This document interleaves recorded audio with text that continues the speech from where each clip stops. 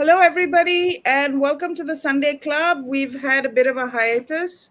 I've been on vacation, my annual vacation at this time of the year. So that's Hello, what I've been everybody, doing. and welcome to the Sunday Club. God, We've had a bit where of a is this echo hiatus. coming from? YouTube channel.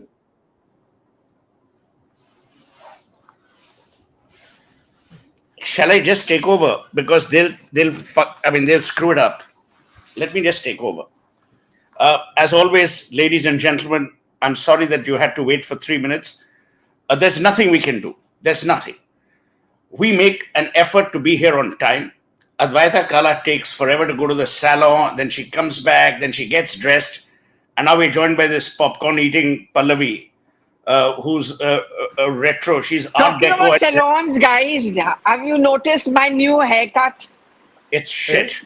Oh, it's very good actually. Really? I would say a nice thing. So here's the thing. Let's start our discussion. When we wait for these people, it'll never happen. So, what are we discussing today? We're discussing Bangladesh and we're discussing Hindenburg. So we'll start with Bangladesh. Where is Pratim? He's disappeared. He came His camera was not working, so he'll come back. And So there's no Sandeep stage. also not here.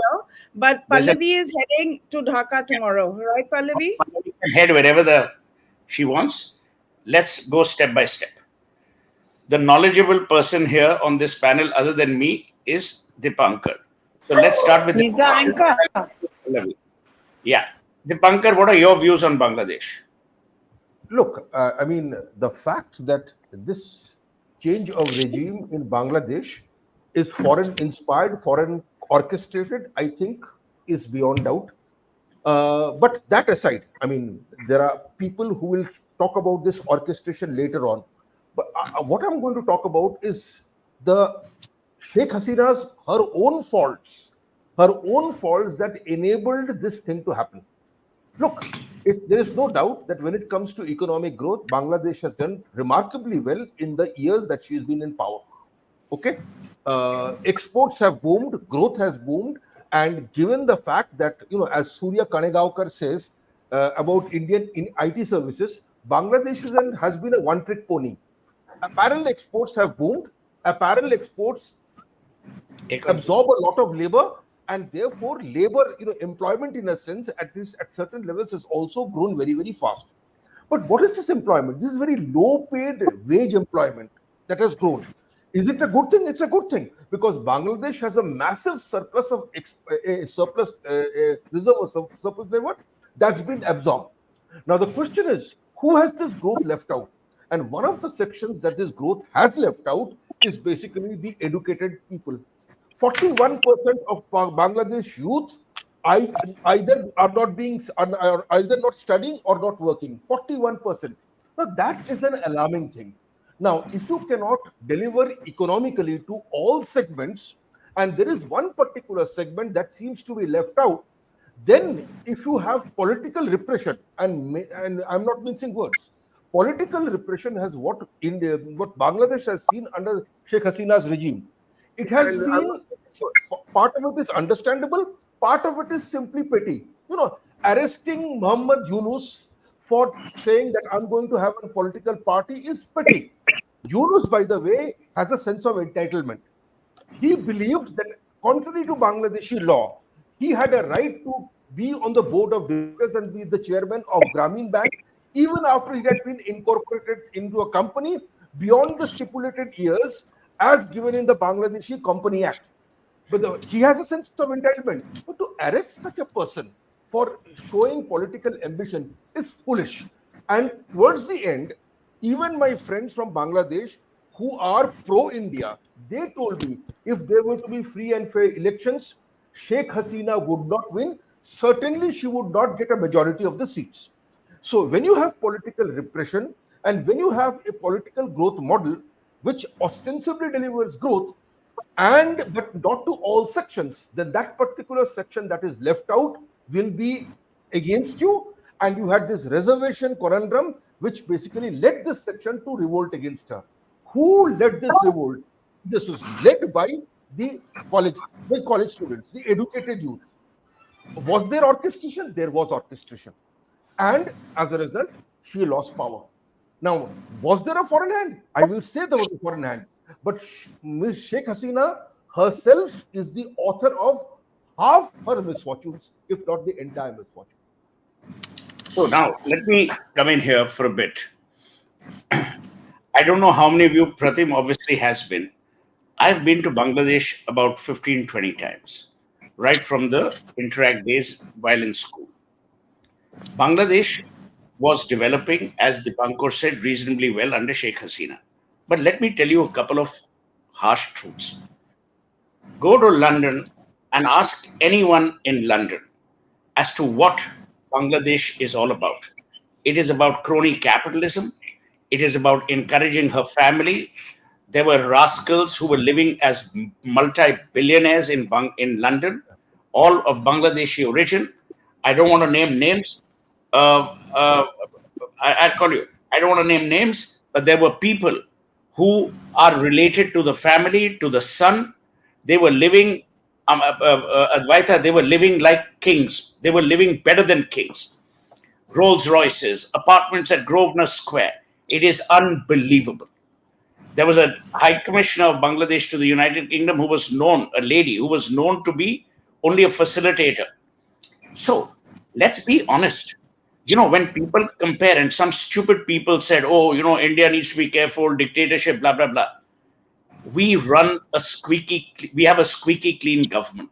No one can say Narendra Modi has made money or he doesn't have a family.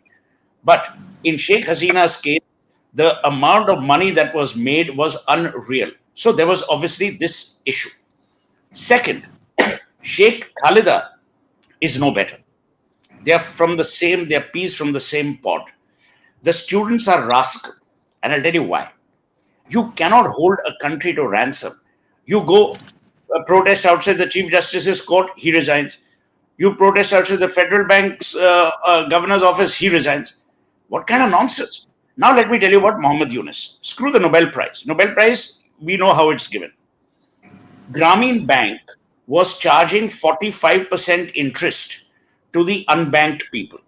45% interest, if Advaita Kala is charged, she will never be able to pay her capital. She will be in debt for the rest of her life. I mean, this kind of nonsense has been happening in Bangladesh. Yes, Sheikh Hasina was pro-India, is pro-India. That doesn't matter. India is a sovereign republic. We have to deal with our neighbors, irrespective of which government. And now I'm going to say something reasonably controversial. They started blaming Narendra Modi and Jai Shankar, saying, oh, there is oppression, there is, against Hindus. I have two views here, and they're clinically logical views. I'm going to save every Indian citizen if he or she is an Indian citizen in Bangladesh. But do I have the right to save every minority in Bangladesh, which is not an Indian citizen, but maybe a Hindu, a Christian, a Sikh? No, it can't happen. Narendra Modi cannot intervene in the law and order situation of Bangladesh. That's where diplomacy comes in. That's where we need to pull our weight. And we need to say that, look, this kind of nonsense has to stop on the basis of human rights. Now, where are all the liberals? As Shondeep rightly said in some of his tweets, all the liberals were fighting, oh, people are being persecuted, Gaza, Yevo, and I'm not doing whataboutery. What's happening in Gaza is also unforgivable. But do you equate? Where are these voices today? When the minorities are being oppressed, and no one is saying only Hindus are being oppressed. The Sikhs are being oppressed. The Christians are being oppressed. I'm telling you one thing. No country can afford to have a neighbor on the boil. It is in our interest to make sure that Bangladesh returns to some level of normalcy. What we need to do, I'm not the expert. Pratim is the expert, Jai Shankar is the expert, Modi is the expert. But let's not throw the baby with the bathwater. Everything was not kosher with Sheikh Hasina, never was, never will be. It was neither kosher with Sheikh Khalida. So my whole thing is, let's be real about Bangladesh. They were liberated by us, but ingratitude is the birthmark of many societies. Today, Bangladesh has shown that it is also one of them. Bhai, Kritgan to sab hai na? How much we have done for you, Advaita, all of us here on the panel.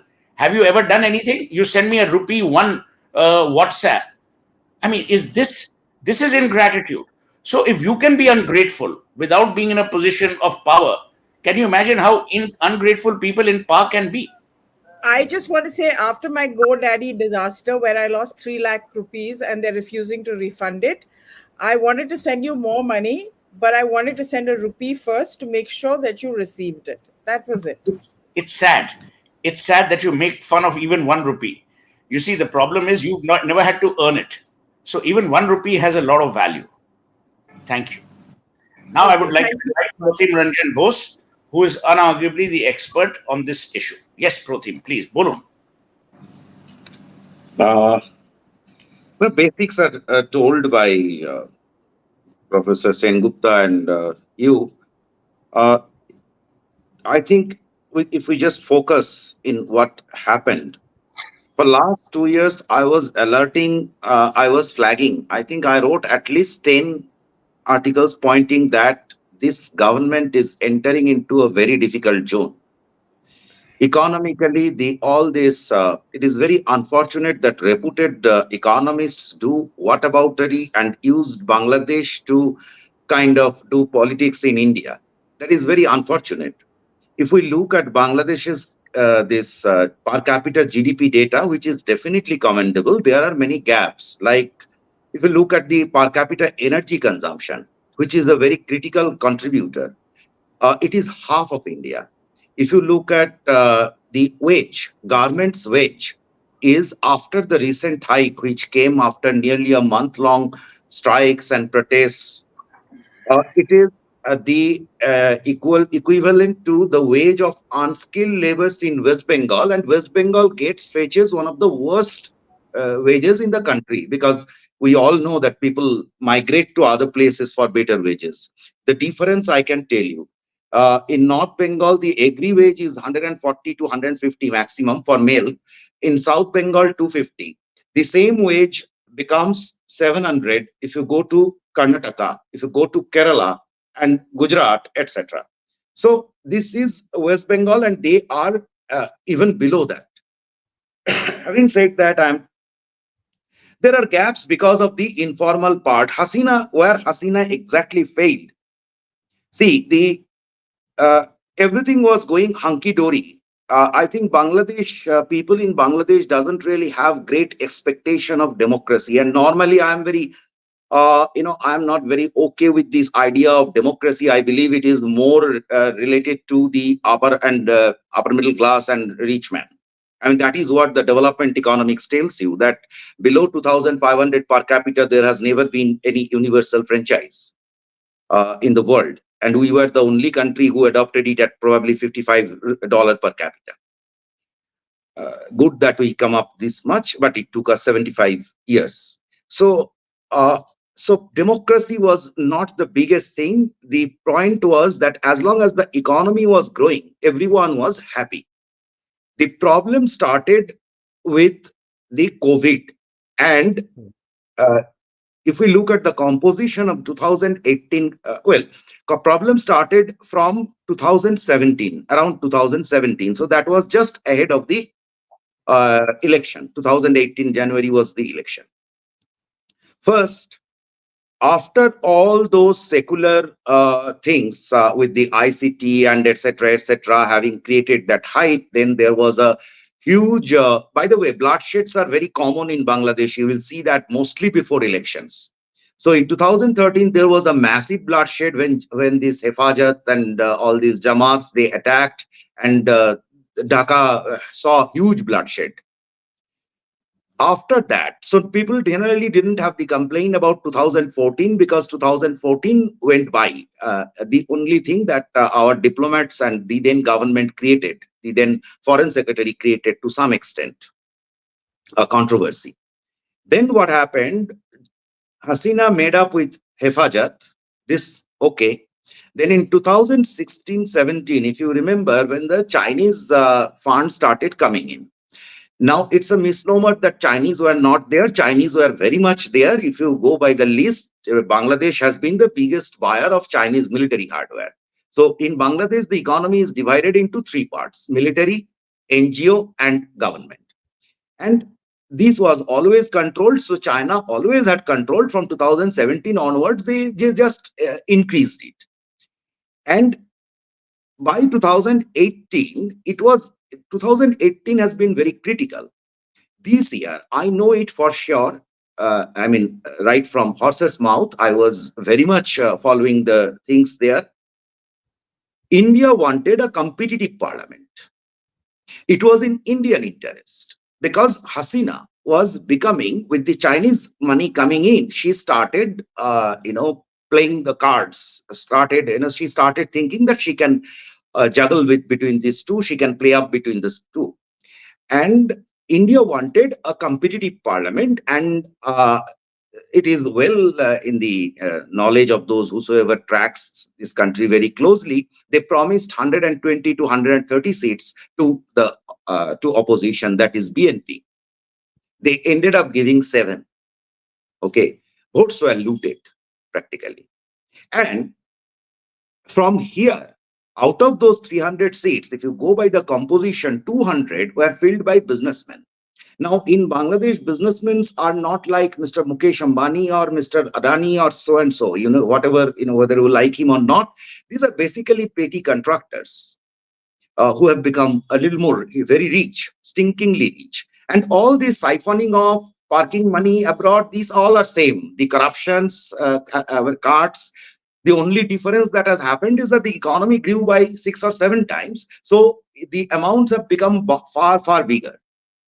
So from here, this coterie, the political administration has actually taken a back seat. The old Army League loyalists, party workers had taken a back seat. The party was, and the government was filled, political administration was filled up by these people. Now, the most well-known of them was Salman F. Rahman, the promoter of Beximco.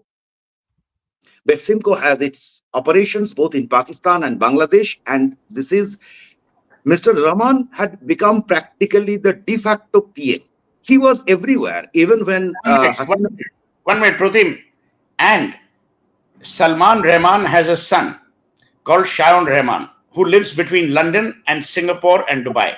He has a son-in-law called Faisal Morshid Khan, who lives between Singapore and London. Please understand what Pratim has said. I didn't want to say this, but this is what he's hit the nail on the head. And this man has been so powerful. Before the 2024 election, Hasina came, if you remember. And Salman F. Rahman came, and he was everywhere. But Indian administration disallowed him to get into the prime ministerial meeting. India was getting cautious about it since then. But imagine that he has come also, he wanted to participate even in the meeting between the two prime ministers. Prime ministers, correct. So he was so powerful. And in a country where the institutions are weak, if the business is so powerful, so close, dictates political power, you can just jolly well imagine what is happening. The Salman F. Rahman's group has been the biggest defaulter in Bangladesh. And the banks were practically looted in these last 5-6 years. If the whole financial system became very weak, it was happening. No one cared because a lot of money was coming in, the world was going on, there was a hype, and then came the COVID. COVID exposed the fault lines in the economy were exposed by COVID, but they were so stupid, or they didn't. I mean, they were, God knows. I mean, they didn't realize. If you remember, 2022 April or March, Bangladesh earned a lot of publicity, and a lot of our economists went gaga when they offered a foreign currency, $400 million or $200 million, I can't recollect exactly, loan to Sri Lanka. And I have checked the data. Bangladesh was already started suffering. 2021-22 was the peak export year. From 2022 February onwards, all these problems started happening, geopolitical conflicts, and everything was coming down. From the second half, the exports, every country, global exports were down. So Bangladesh quickly, this foreign exchange came down, and since 2022 to till date, they were living in foreign currency crisis. It was coming down, and the government was ignoring. Government was denying that there is something serious, giving long lectures. On top of that, the inflation went up. They restricted imports, so that pushed up the Prices. inflation. They have 5 or 6 exchange rates. Such stupid idea, and this is completely controlled by this lobby, this business lobby. There is no economics behind it except money siphoning. You take imports at low cost, they get the foreign currency at the lowest cost, and the export revenue is largely parked outside, and you show loss in your books and get more loans. You arm twist the government as the 85% foreign exchange earner. So this has exposed the government, this has pushed. Now, if we look at the work of the deep state, what people are missing out is there had actually been an economic strangulation. And the Hasina government did it. They should have gone for reforms, the reforms in banking, exchange rate reforms. If you have a difference, sorry, I'm taking long time probably. I'm cutting it short. If you have 15%, if the car market has 15% runs on 15% premium over the official rate, you can jolly well imagine what will happen to the entire foreign exchange scenario. The money will go the other way. Now, what happened? Exactly for last 1 month, remittance was not coming. That is roughly $2 billion or more a month. It was not coming. The government has a shoestring budget and foreign currency situation, the import, and then the worst part is to show they were fudging data. The export data, there were a lot of discrepancies, and they were just fudging just to fool people that everything is hunky dory. And the big question where the deep state might have or should have played. Just imagine that the entire remittance was directed to Hundi. So someone was operating the Hundi, na? And then I'm not getting into the details, but if you look at the collapse, as the problems of Hasina were told, elaborated by Professor, clearly the whole there was the administration itself had sabotaged. And I should say here, just to end, that if you give all the power to business, the same business that did well in BNP's time, so if they told well that you do this, come online, otherwise there is some problem, they will jolly well do it. Otherwise there is no reason why police will come out on the street and indiscriminately fire and kill 30 people. Okay, Pratim, thanks. Shondeep, very quickly, because I want to get on to Hindenburg. It's an attack on India and India's sovereignty, and you've said that. Shondeep. And also, Sandeep, this genocide of Hindus, a lot of our viewers are bringing this up. Yeah. And they're asking, if we should be permitting people in through the border, and what attitude should the borders take? Yeah, he's also reading the comments. You don't have to. Yeah, Shondeep. He's not reading the Suhel. Just because you've been paid today doesn't mean you overwork. Shondeep. Okay. The two things I think, one point is connecting from where Pratim is talking about India's support for Sheikh Hasina. You see, it's not India alone. I think India means not the current government alone.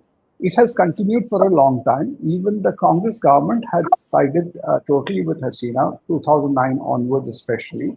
And right from the beginning, even with the Army League, Indian government have had a hot and cold relationship, even during Mujib's lifetime. But the point is, India felt that she was a safer bet. And India's major one problem is India has always, somebody written that always seen Bangladesh and our neighbors from the security prism. So what is the security and the interest of the minorities there, especially the Hindu minorities, but the Indian origin minorities, one would say, that is what they've done. And that is where I think, but what India didn't probably do is develop alternatives. Alternatives need not have been in cultivating the BNP, but there could have been alternatives, or there could have been also, instead of totally, going blindsided and supporting Hasina right to the end. They may have, they should have probably blown the whistle, or also issued their warnings to Hasina. And partly, I think, this is, I've written about it. I partly think that some of this had happened with a bit of an overconfidence in Delhi, about what's going to happen post-election, because Hasina had been given warning by the Western powers that if you go ahead with this election without stepping down, handing over, you have to face the consequences. She still went ahead. India tacitly or otherwise supported that. And the context has changed right now is because of this 240, Charsor Par coming down to 240. And I think the action on Hasina is as much to also put pressure in India. And that's why we are in a situation like what we are.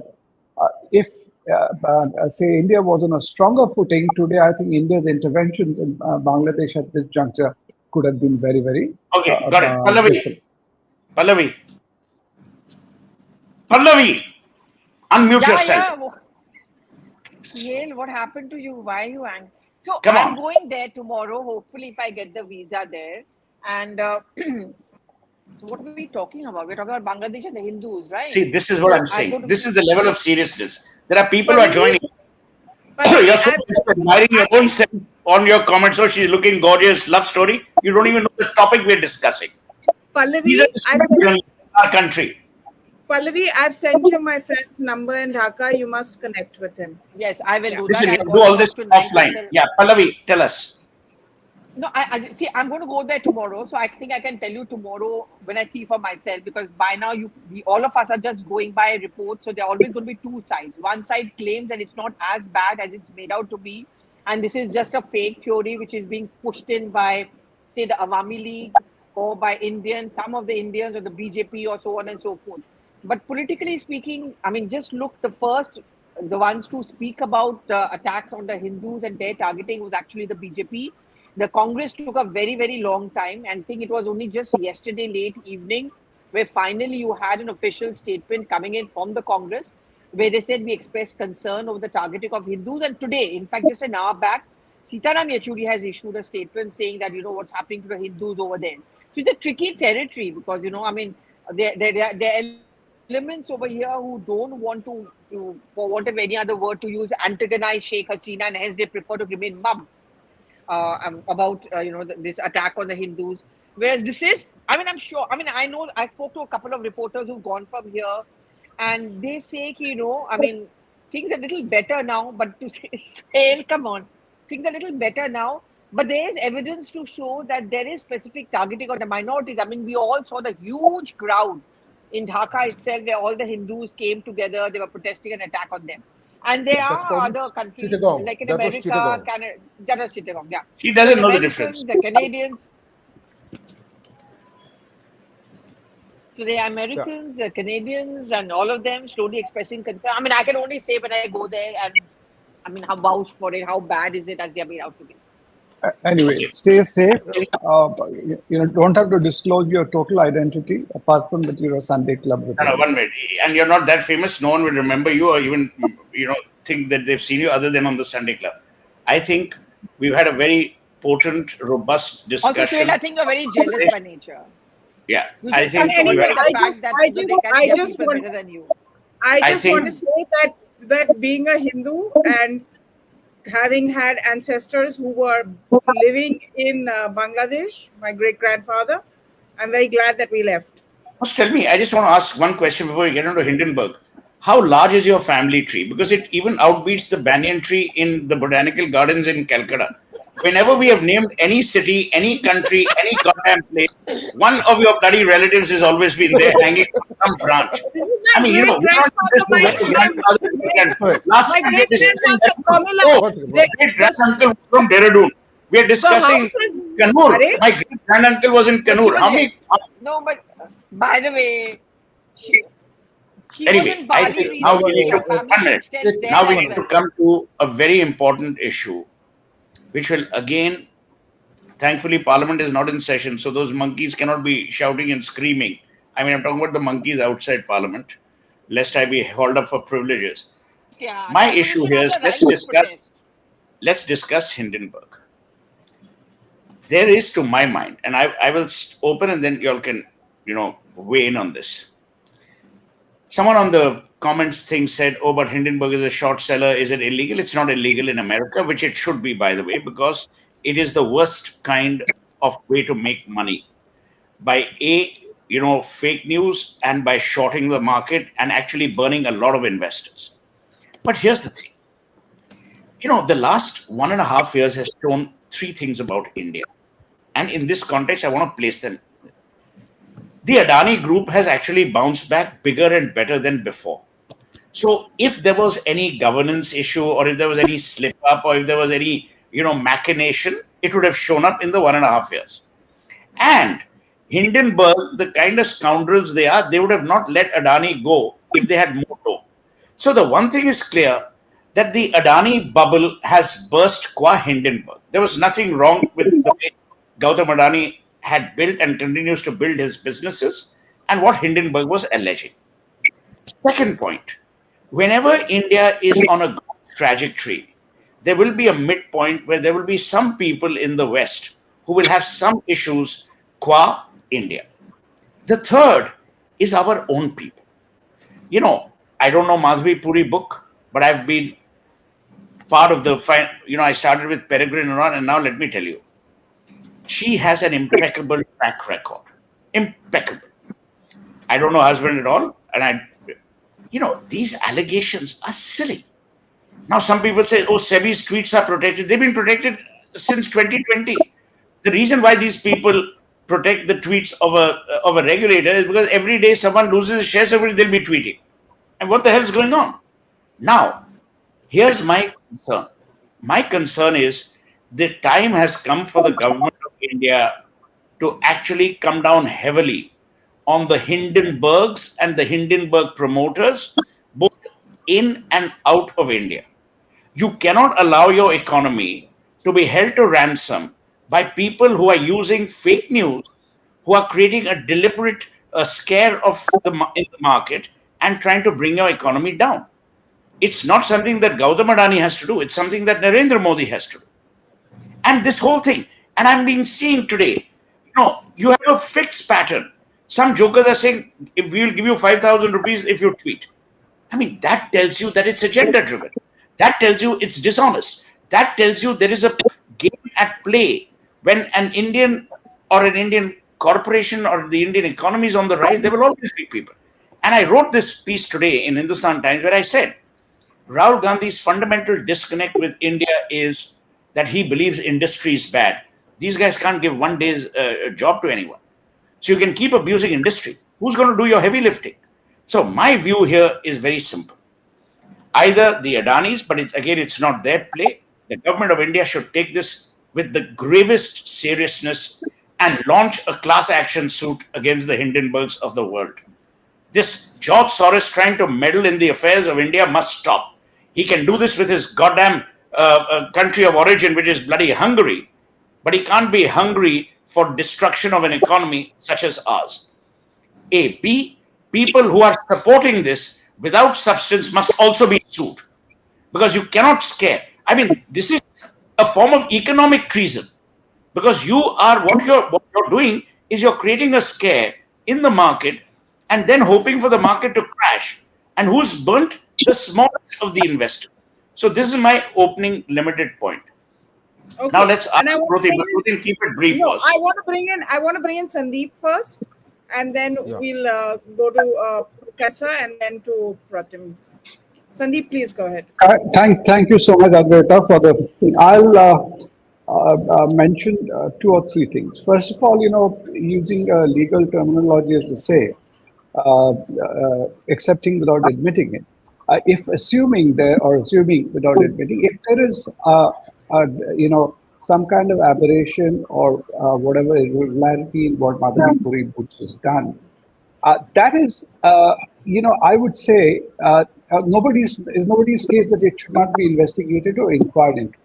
But that would be minuscule compared to the larger allegations of Hindenburg. And why should we deflect what people are trying to do, deflect the entire attention here? I'm not even getting into the question of merit, whatever the subsequent statements they have issued, which makes things very clear. I think that is the biggest issue. And I think people, by calling them short sellers, we are actually... making light of Hindenburg's the entire, the conspiracy or what is their bigger game plan. It is much more than they're trying to make quick bucks on the stock exchange, either for themselves or their people. There is a much larger game plan, and the fact that people are allowing this to be diverted or deflected towards Bush. Just imagine, last night, even before anybody woke up, political parties were ready to come out with their statements. And statements were out in the open early morning about this thing. There were others who were shooting on the whole issue.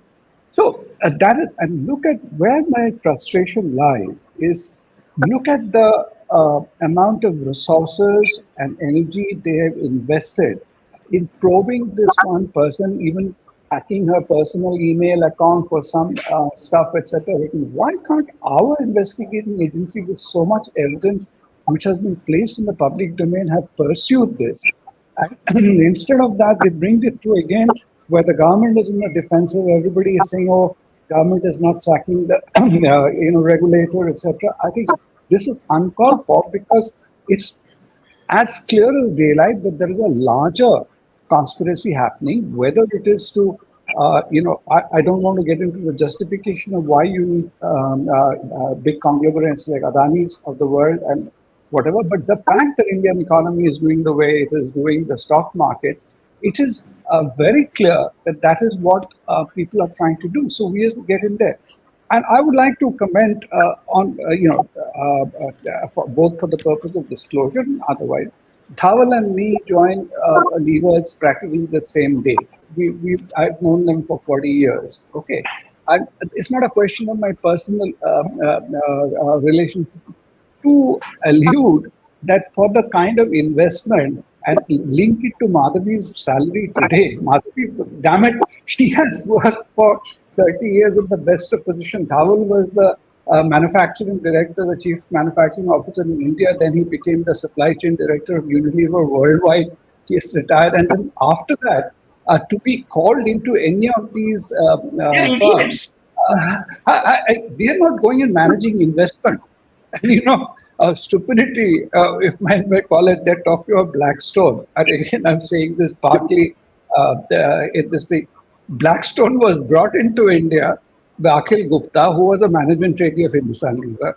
India Infoline, the company under Seth, was founded with Nirmal Jain, who was junior to us, a management trainee of Hindustan Lever. Now you're linking Dhaval Buch, but there were other advisors, Anand Kripalu.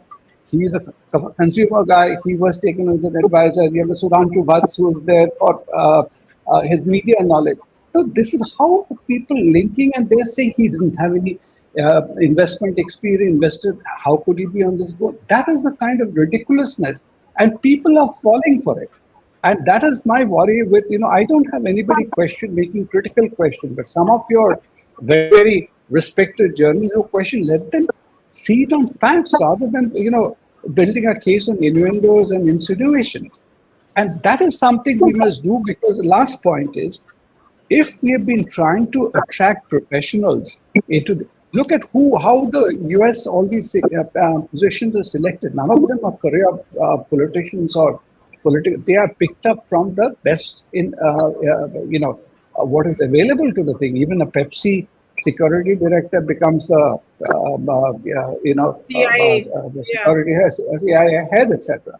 So if they were attracting people like Madhavi and others into the system, this is a huge disservice to the professional community as well. Professor, you wanted. You see, now of course Madhavi and Dhaval, they have come out with their point-to-point rebuttal of this particular report. But when I first read the report, I went through it carefully before this rebuttal had come out, and I was trying to see how they were showing conflict of interest. And there was nothing in the report itself to show conflict of interest. Some hint at malfeasance, some hint at basically, investing in a particular firm that doesn't look kosher, etc. But to show conflict of interest or quid pro quo, there was nothing in that particular report. Now look at these journalists. These journalists were not interested in the truth at all, nor was that particular party interested in the truth. When you have a prepared statement on the same day as this report comes out, it means there has been orchestration. And it's shameless, Because as Sandeep has pointed out, you are getting professionals who are taking a massive pay cut to be regulators. What is the salary? Nothing compared to what they were And no earning. one will join And why? government later. Yes. And why are they joining? They are basically, we need their expertise because they are quintessential insiders. They know how the system works. So you are getting them an experts, and now you have these particular orchestrated assault on them based on a document which says practically nothing. And what are you doing? You are creating disbeliefs or in the system, affecting its credibility. Remember, credibility in the financial markets, in our institutions, is the bedrock on which this financial market is built on. You damage this and you damage the economy greatly. And that is what Absolutely. is frightening to see, that how people have joined in to basically attack the institution. They couldn't do it to Adani, so they are targeting individuals associated with the in our institutions to ensure that our institutions are left bereft of credibility, and that is dangerous. And bereft of good people. You see, Good good people. people will now be scared to join. So my view here is Madhuri Puri book should show the middle finger to Hindenburg and say, go to hell. Because she's not answerable to Hindenburg. We cannot have our markets succumb to every joker who wants to, make an allegation. Pratim. Yeah, I don't have really much to talk about this, except that I do agree with uh, Sandeep Ghosh that this is whatever is happening. See, first of all, it is the that something of this nature is coming. Is was The news was in the market, so part of it is discounted. But the effort, the way things are being consistently done, and it is not an isolated case. When you create something in India's backyard, when something else is happening, what is the outcome, or what outcome do they expect? Simple, that it would go to JPC, and JPC would be a disaster. It would just take by the time to keep the system crippled. The economy will start suffering, and that is the way to create a bigger disruption in the whole system. I mean, the other part about creating doubts about the financial system, etc., are just the subsets of this bigger problem that they are going to create. So that is definitely this. If we just go by a couple of disclaimers that came from IFL, etc., they are really. I mean, this there is not much to talk about. But then you cannot keep on challenging. I fully agree that there should be kind of offensive from Indian side, and I believe the next 2 months are very critical. We will see this kind of stuff coming in next 2 months more. And you can understand that the November is a critical month. And and there are a lot of uncertainty in the world that what is going to happen. And a lot of actors are playing, trying to fish in this dirty water. So this is very uncertain times and a lot of things. And if some recourse that India will take, or if it takes, I hope Prime Minister puts his foot down and not allow any kind of JPC and such stuff. And that if there is an offensive, it has to start probably in 2025 or end of this year. Now, just So, taking off what Pratim has said, I want to elaborate on this. The JPC will be a farce. It will be another mechanism of internal disruption. It will seek legitimacy because it is mired within the framework of India's parliament.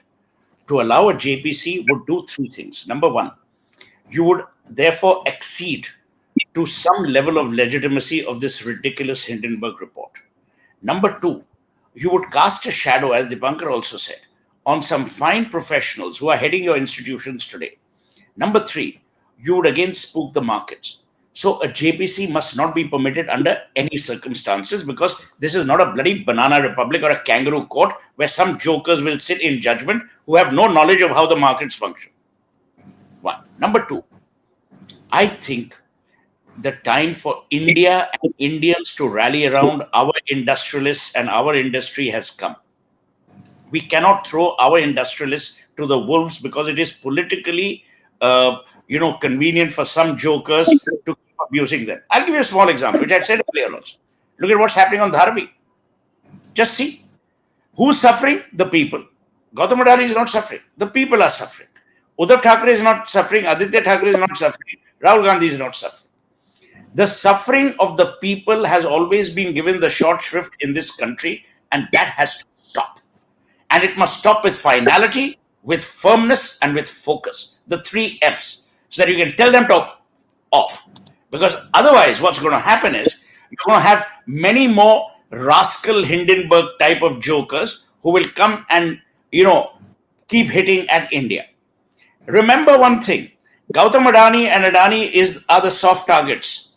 Their ultimate target is not even Narendra Modi. Their ultimate target is you and me. It is our country. It is our economy. It is our business. It is our livelihood. It is the way we live. It is the way we work. It is the way we play. They want to disrupt the Indian way of progress, the Indian way of living, and the Indian achievements thus far. So when Pratim says about November, he's not wrong, because the world will unite to create a struggle which doesn't exist, to create friction which needn't exist, and to create turmoil which can be avoided. That's what we have to focus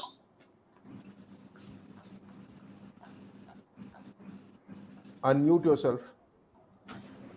Pratim, I just want to bounce back into Bangladesh for a little bit, because there's a tweet that's come up by someone called Salahuddin, who's a journalist from Bangladesh, who is alleging that Rahul Gandhi had a meeting with a senior BNP leader in London earlier this year, and there were discussions of what was to follow.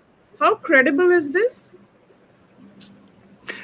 There is nothing to there is nothing abnormal in that. BNP, they had been on a huge. There was a huge build-up to this from London. They hired a lot of diplomats, American diplomats, and there was a huge lobby group that was created, and this was being done, and this is also.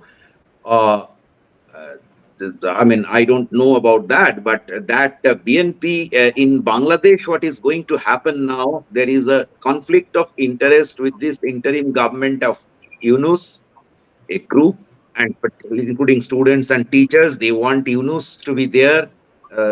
And on the contrary, BNP is promised. We are told that BNP is promised to have the power. So BNP is going on offensive, and we will see very soon this will start in Bangladesh about the conflict between the two sides. And actual thing will start from there. And how safe is Mohammed Yunus? Are we going to expect more violence and things of that nature? Obviously, this country is. I already did a podcast saying that it is going to be a case of perpetual violence and disturbance for. My personal expectation is that, I hope I am proven wrong, but I expect them to enter into an anarchy trap. I think they have entered. This is just the beginning. And it's not good for us. It's not good for India. Is this going to not have our neighbors on the border? Yes. It's this going to...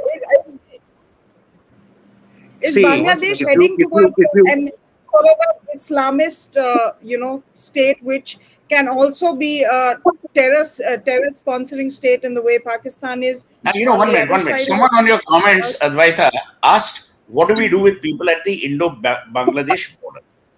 I have a very clinical view, and I said that on television to one TMC chat. There has been absolutely no control over the porosity of our borders between India and Bangladesh. That has to stop. It's precisely for the reasons you say. Now, what is the government of India's policy? Hindus, Christians, Sikhs, minorities, that's for the government of India to decide. But the porosity of the border needs to be addressed. To that end, Amit Shah has said that they will set up a committee. But David Ogilvy famously said, there are no statues of committees in any parts. You need tough individuals. If KPS Gill was a part of a committee, nothing would have happened. Pallavi Ghosh is part of a committee, so you can see what level of news gathering is happening there. Now she's on the move again. So my point is, has just issued a statement supporting Madhavi Puri, refuting allegations made against him. That's good. As they should. Yeah. Yeah, if anyone who knows Madhavi Puri book now, Sandeep knows the husband also. Anyone who knows that they're squeaky clean. They got so much of money, they don't need to make tucha money here. They're not the kind of people who send 1 rupee to their friends if their friends show up. SEBI has issued a statement, not about Madhavi Puri Ghosh, but this instrument which they have talked about, saying that she had promoted and only some people got. They've explained that how that was a policy decision and how it has come to set those facts correct, which in a way, is defending her decision that they were trying to. And they said that everything was out in the public domain, including the board minutes as reported. So there was nothing, everything was cautious about it. Yeah. Advaita, And I want to, Pratim, I just want to come back to you very quickly. Professor, I just want to get to Pratim on this point, because how much of a possibility is it that Bangladesh is going to play a role in our internal national security in the way Pakistan does now? Look forward. Bangladesh was becoming an economic thing, but it is now the security will overpower. I am just pointing out three things quickly. Number one, Bangladesh is not disturbed alone. Myanmar was already on the boil. Second, if there is one party, or a segment which gained the maximum from this entire political volatility, that is the fundamentalists. Because you see the BNP, if you look at students' version, you will see they are not, they are unhappy with either the BNP or Khaleda Jia or the Hasina. So who has the run then? Students will just go away. They will wither away in another month or two. But the whole thing, whatever is happening, if you just see, then it is there. And about the refugees, see, the day India will open it, it will diplomatically, India then has to go on an offensive. I think that is why India will not do that, because from then we will lose our investments in Bangladesh. A lot of things will happen. So, though personally, I want them to come in, but practically for the government, it will not be possible. One. Professor. When it comes to the production of violence, the presence of Sheikh Hasina did not stop violence against Hindus. Correct. During for the entire tenure, no matter what happened, Hindus would be targeted. If something happened, they would be targeted. Sometimes there would be autonomous violence. And the manner in which this particular anti-Hindu or Islamist fundamentalism has infected the body politic of Bangladesh, even Awami League supporters and party members were not immune. You have Hindus telling that Sheikh Hasina may be secular, but that secularism has not reached her party members. So this continuous exodus of Hindus, even during Sheikh Hasina's time, has carried on. Will it become worse? It probably will become worse. However, there is one difference between 1974, 75 and today, is that Western powers for the first time have told the Bangladeshi government to watch out against violence against Hindus. From 71 to 74, the United States never said anything about the genocide in Bangladesh. For the first time, thank God, they said something about it. But the other thing that, Suhel made a comment, that the government of India has no business regarding minorities in Bangladesh. Look, in 55, Nehru and Liaquat Ali Khan signed a pact. They said they would look after the minorities in their respective countries. India has, Pakistan, Bangladesh have not. And under those circumstances, the government is morally bound to take some responsibility and have do something to do with minorities in Bangladesh as well as Pakistan. And that is why we've passed the CAA. I think steps have to be taken. What kind of steps? I think largely diplomatic steps, because I don't think we have the sophistication or the wherewithal to do more. I wish we did. I wish we had wherewithal to basically, give loans to Hindus, to set up businesses, etc., to ensure the security. We do not have it. And as a result of which, their population from 25% of the total population in Bangladesh has now whittled down to 8%. but we have a responsibility towards them. I Okay, think there's no Pallavi. Now, Pallavi. Rahul Gandhi has issued a statement against Madhvi Puri Butch, and he has tried to put her on the target line. Pallavi, switch on. I'm Pallavi, you're on mute. I can hear you.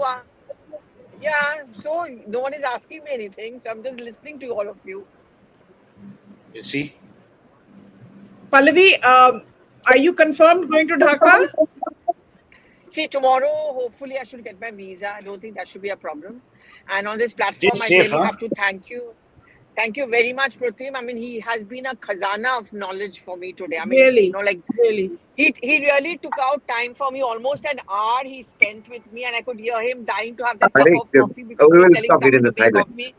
But Yeah, thank you so listen, much. yeah. I mean, there are So I serious no, people so here. Yeah, you know. And you still have so not been able I to contribute to this conversation, even after yeah. Pratim spent an hour with you. 1 minute. Just Yeah, to end. so I I'm just to hoping end. that tomorrow when I land there, I'm able to. So yeah, I hope to Just get the to visa yeah, tomorrow. okay. Oh, have a safe flight or whatever, however you're traveling. Just to No, end. but Just to end. Suhel, a quick question. Suhel, quick question for you. Like Sandeep said before he left, Rahul Gandhi's already jumped in. The Hindenburg thing is already picking up political steam as planned, and he's already kind of attacked Madhri Boo. So, what do you think is going to go forward? Doesn't matter. He has somehow lost the plot in only one respect. If he believes in the institutions of India, starting from the judiciary downwards, he must respect the fact that an investigation must precede an accusation, must precede a confirmation of an accusation. He doesn't believe that. He has done that in the past. No one is taking him seriously. Let me tell you, other than the 10 people and the 4 people in his house, no one else takes him seriously. No one, because they know his agenda is to derail, disrupt, and destroy. So the 3 Ds are working for him. People have seen through this. But if he was such a savior of piousness, holiness and transparency, he wouldn't have got 99 seats. He would have got 300 seats.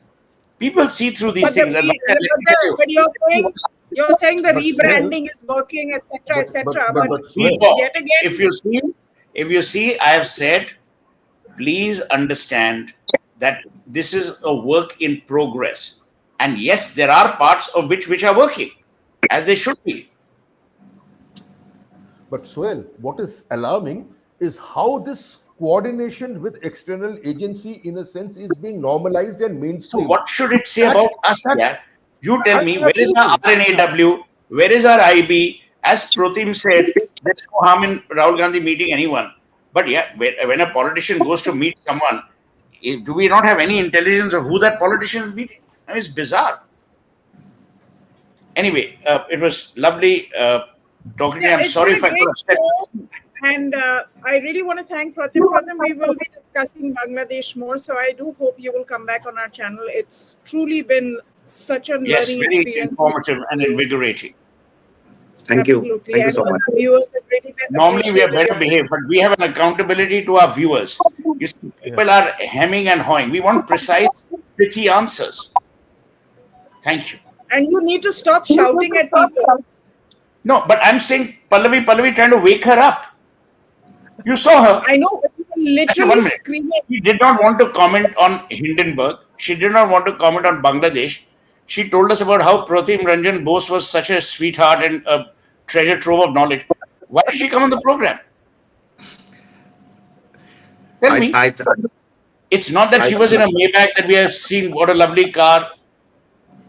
You're just basically offended that she didn't praise you and praise Pratim I'm not instead. looking But for. I have to If I'm tell you, looking for in praise our from her, WhatsApp group, I might as well stare at squirrels in the park. okay, I mean, Pratim, I have to tell asking you on our praise from WhatsApp her group. is like asking you for validation of my fitness levels. I don't need that. Okay, On that okay, note, if it's Pratim, pleasure, I have to tell you on our WhatsApp group, Professor and Sandeep Ghosh, the two Bengali men, were fighting over you and who introduced you to whom first, and it was really pathetic. you see, this Yeah, is यही okay. रहता है God bless. कि बोल लो Jai Hind. it was really pathetic. Yeah. Thank you everybody for watching. Remember, do like, share, subscribe. I always forget to say that, so I'm saying it now. And Suhel is heckling constantly. I know, but what to do? Classic Adda felt like Calcutta. I don't know where my bomb connection comes in, but thank you everybody for watching. And I must say, I just got back from Bali. Please visit. It's a lovely Hindu island, and there's so much spirituality and just so much there. Unfortunately, people very poor, so I would appreciate anyone who goes out there and supports them, and their only livelihood is tourism, and you won't regret it. Every home has a beautiful temple in front, and the more wealthier people have a temple in the back, and it's lovely. Trust me, you will love it. So thank you everybody for watching, and we will be back soon as always. Bye for now.